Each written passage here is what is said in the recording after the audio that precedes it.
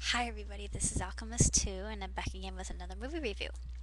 Recently, Dad and I went to the cinema to see Snow White and the Huntsman, and honestly I think this is a more realistic interpretation of the story itself and the darker overtones, and there's quite a bit of symbolicism in it.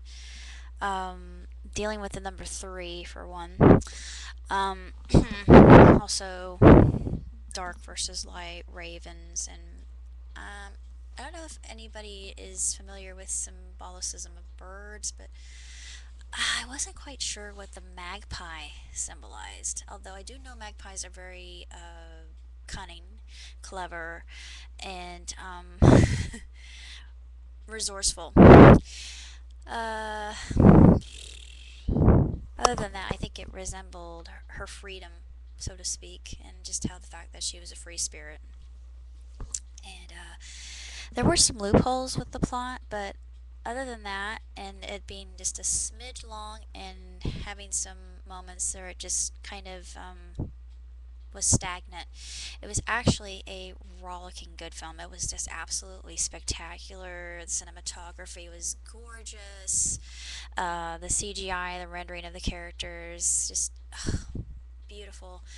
Um, I have a couple of favorite scenes actually. I'm not going to say how this happens or how this comes to be, but when Snow White is in the dark forest, I thought it was just incredible. It's just magnificent, just how ominous it is and how scary and creepy and foreboding and wicked of a place it is. Just frightening. And then in Sanctuary later on, it's just the exact opposite of that. It's very green, and there are animals everywhere, and there are fairies, of course, and it's just absolutely gorgeous. It's splendiferous. And at one point, and this was actually the point in the film that kind of made me cry a little bit, and I'm not sure why, but she meets the Forest King. And small spoiler, the Forest King gives her blessing. And it's just a really touching scene, really beautiful. It's got me right there. And I actually told my dad what that was all about and why it was important. Um, there's a white stag that's mentioned in a lot of Celtic myths, and he is the king of all animals in the forest, and every other creature respects him, and he represents life and nature and renewal, rebirth, and he's white, of course, of white purity and innocence and all that. And he's just a very gentle creature. He means no harm to anybody, and I couldn't quite make out how many horns he had. I thought maybe that would have been important. If it had been 12, yeah, that would have been very important. Or it just depends on how many number there was involved. Especially, numbers are very important, and I've noticed this quite a bit. It's also very symbolic in in that sense.